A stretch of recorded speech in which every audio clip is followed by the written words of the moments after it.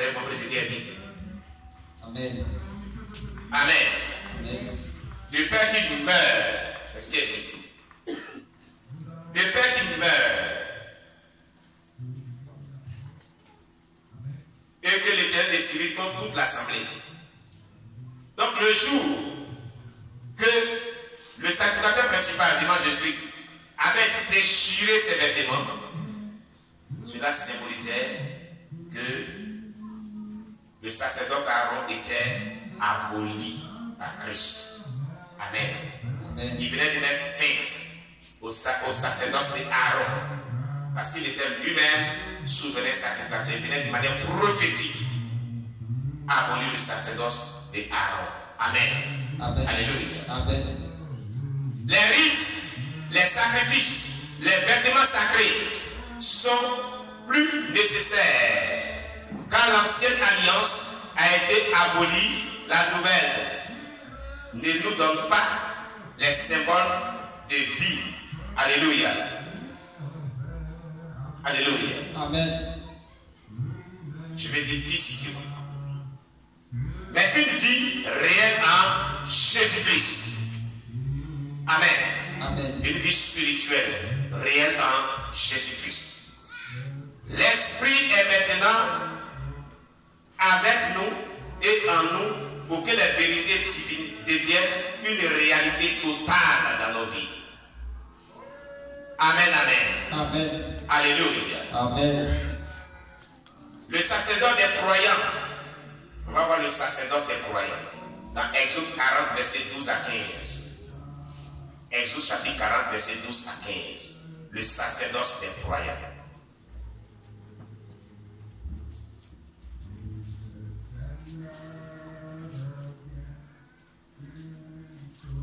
Exode 40, verset 12 à 15. Chapitre 40, verset 12 à 15.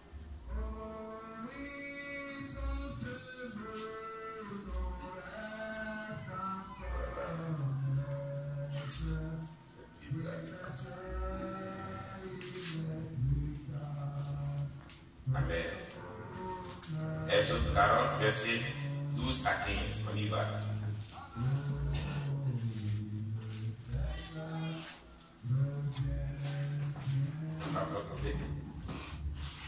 Exode 40, verset 12 à 13. À 15. À 15. Tu feras avancer Tu feras avancer Aaron et ses fils vers l'entrée de la tente d'assignation. Aaron et ses fils vers l'entrée de la tente d'assignation. Et tu les laveras avec de l'eau. Et tu les laveras avec de l'eau. Tu revêtiras Aaron des vêtements sacrés. Tu revêtiras Aaron des vêtements sacrés. Tu l'oindras. Tu l'oindras. Et tu le sanctifieras. Et tu le sanctifieras. Pour qu'il soit à mon service dans le sacerdoce. Pour qu'il soit à mon service dans le sacerdoce. Tu feras approcher ses fils. Tu feras approcher ses fils. Tu les revêtiras des tuniques. Tu les revêtiras des tuniques.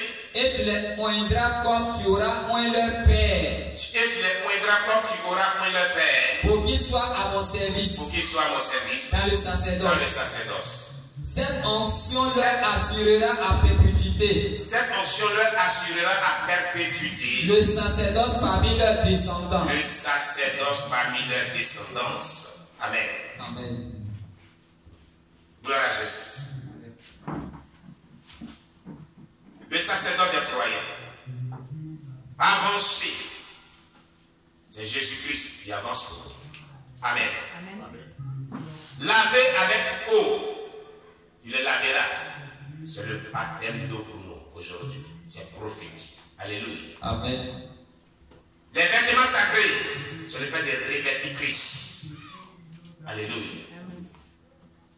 L'oindre d'huile, prophétiquement, est le Saint-Esprit comme onction qu'on reçoit. Alléluia. Amen. Chaque croyant est maintenant devenu un serviteur dans le sacerdoce de Dieu. Parce que nous servons Dieu d'une manière ou d'une autre. Alléluia. Amen. Gloire à Jésus-Christ. Amen. 1 Pierre chapitre 2 verset 9. Et 1 Pierre chapitre 1 verset 5 à 6. 1 1 Pierre chapitre 2, verset 9.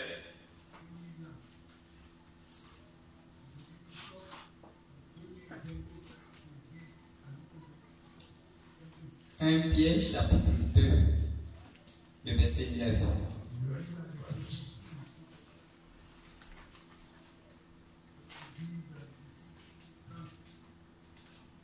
Nous allons voir.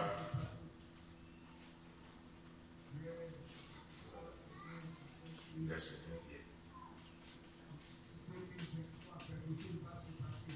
une nouvelle Bible. Voilà, 1 Pierre chapitre 2, verset 9. Oui, vas-y. Vous, Au contraire, vous êtes une race élue, vous êtes une race élue, un sacerdoce royal, une nation sainte, un peuple acquis, afin que vous annonciez les vertus de celui qui vous a appelé des ténèbres, à son admirable lumière. Amen. Amen. Vous voyez, c'est pourquoi nous disons, chaque croyant est maintenant devenu un serviteur dans le sacerdoce de Christ. Il a dit, vous au contraire, le vous, là, il s'agit de qui? Il s'agit de nous les chrétiens de notre époque. Il s'agit de toi et moi. Tout chrétien.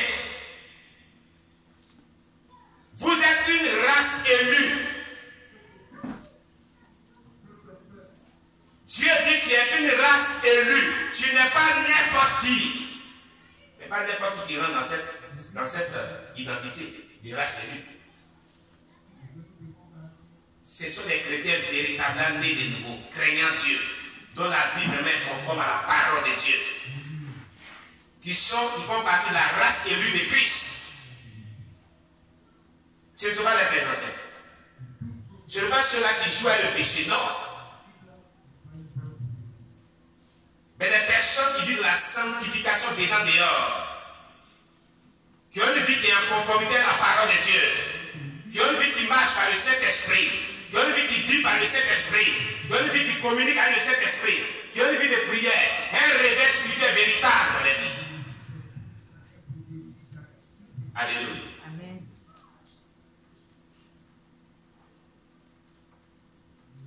Il est dit, une nation sainte, un peuple acquis.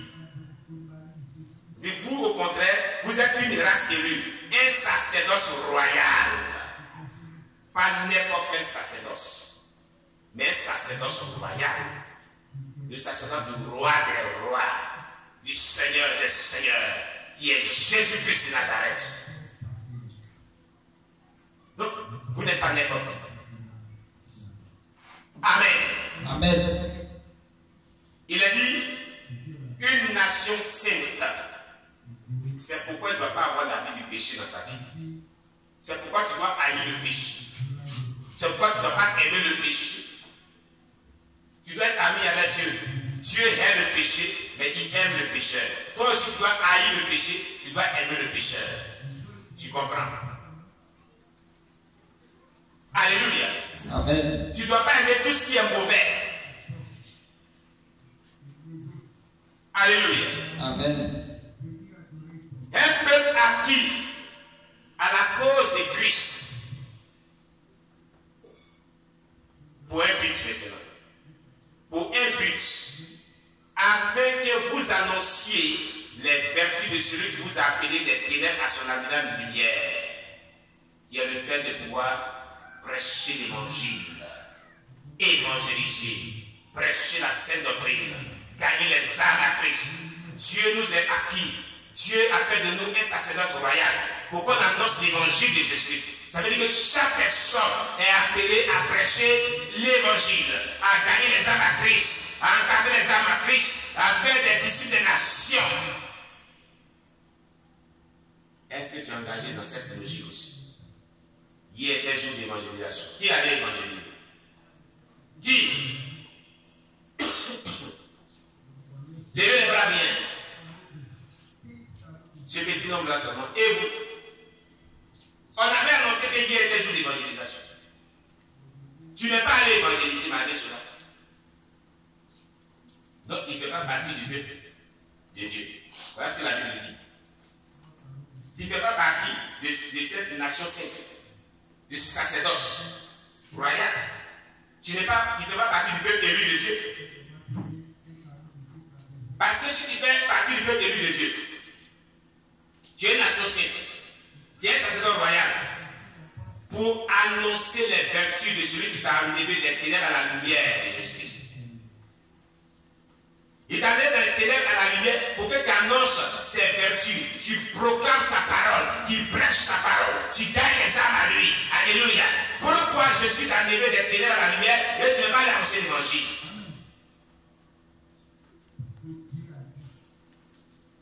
C'est pas bon?